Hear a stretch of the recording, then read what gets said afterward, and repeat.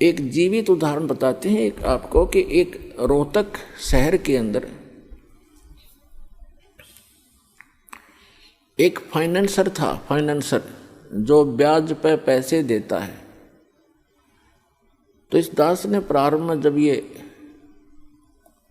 शुरू किया, सरकारी नौकरी को त्याग दिया, तो भक्तों ने सोचा कि ज़्यादा दुखी हो जाते हैं गुरुजी, गांव-गांव में जाते हैं, बसों में जाते हैं तो तंग हो जाते हैं।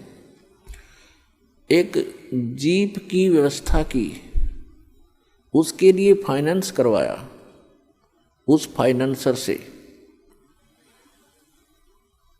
वहाँ आने जाने लगे, बैठने लगे, स्वभाव ठीक था। हमारे भक्तों ने उनको समझाने की चेष्टा की, उसके पिताजी को भी कहा, वो भी वहीं बैठता था उसी ऑफिस में। तो उसके पिताजी से कहा कि आप ये ज्ञान समझो, हमारे गुरुजी ऐसे भक्ति बताते हैं, आप ये भक्ति करो। तो वो उनके पिताजी कहने लगे कि भाई आज मेरे घर में जो सुख है शायद किसी को होगा, और मैंने गुरु भी बना रखा है, और हम श्री राम, श्री कृष्ण और श्री शंकर भगवान, श्री विष्णु भगवान और दुर्गा माता आदि की पूजा करते हैं। अरे इन्होंने हमारे सारे ठाठ कर रखे। वो प्रॉपर्टी डीलर का काम भी करता था, फाइनेंसर का भी काम करता था, खूब बढ़िया काम चल रहा था, अच्छी कोठी बना रखी थी। उसी का एक भाई जज लगा हुआ था, जज, और उसकी पत्नी भी जज लगी हुई थी। तो वो बुजुर्ग कहता है, उनका पिताजी कह रहे हैं कि आज मेरे घर में जो सुख है शायद ही किसी को होगा। सारी बताई कि एक बेटा तो ये बहुत पैसे कमाता है, हम इसी ने सुख मान रहे हैं। एक बेटा जज लग गया है और बेटे की पत्नी भी जज।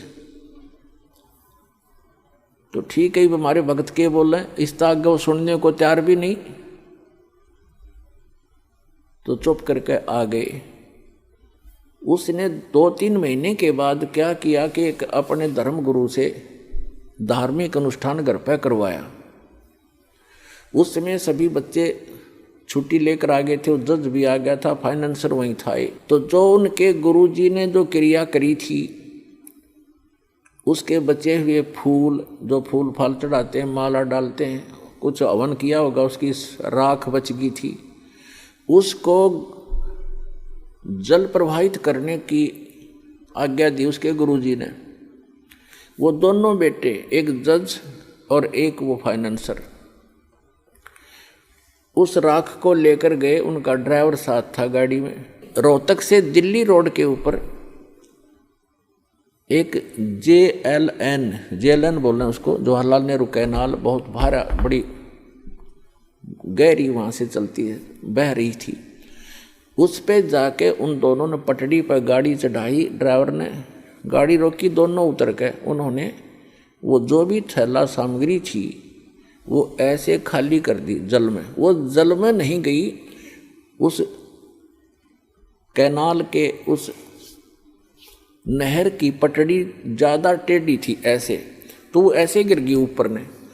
तो उन्होंने, एक भाई ने हाथ पकड़ लिया, एक कहने लगा मेरा हाथ पकड़, मैं नीचे जाके इनको जल में सरका देता हूँ, बहा देता हूँ। तो एक का ऊपर हाथ पकड़े था, वो नीचे जा रहा था भारी, तो वो नीचे वाला भी तगड़ा था, तो उसका पैर रिपट गया क्योंकि काई लगी हुई थी।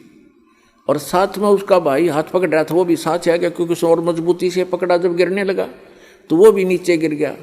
दोनों उस नहर में गिर कर डूब कर मर गए। तीसरे दिन लाश पाई उनकी। पुण्यात्माओं, परमात्मा कहते हैं कि झूठे सुख को सुख कहे ये मान रहा मनमोद, ये सकल चबीना काल का कुछ मुख में कुछ गोद। आज उस बूढ़े के घर में जो कहर था शायद किसी के घर में होगा, जहां वो ये सोच रहा था कि जो सुख आज मुझे शायद किसी को होगा। जब तक हम उस परम पिता की शरण ग्रहण नहीं करेंगे और जो साधनाएं हम करते हैं उससे हम मान बैठे हैं कि ये साधना से मुझे लाभ हो रहा है, कहाँ गई उसकी साधना? वो कहर टूट गया उस घर पे।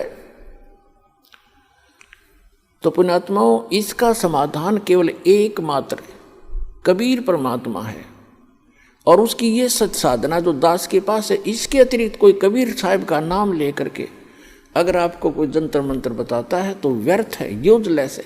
और ये मंत्र जो दास आपको देता है, ये है वो कारगर मंत्र। और इन मंत्रों को, इस साधना को यदि इस दास से प्राप्त करके कोई नीच व्यक्ति स्वयं बनकर संत इनको आगे दान करता है तो वो भी महा दुश्मन है इस मानव समाज का, क्योंकि वो अधिकारी नहीं है। अधिकारी के बिना ये मर्यादा इस भगवान की, अधिकारी के बगैर ये मार्ग चलेगा नहीं।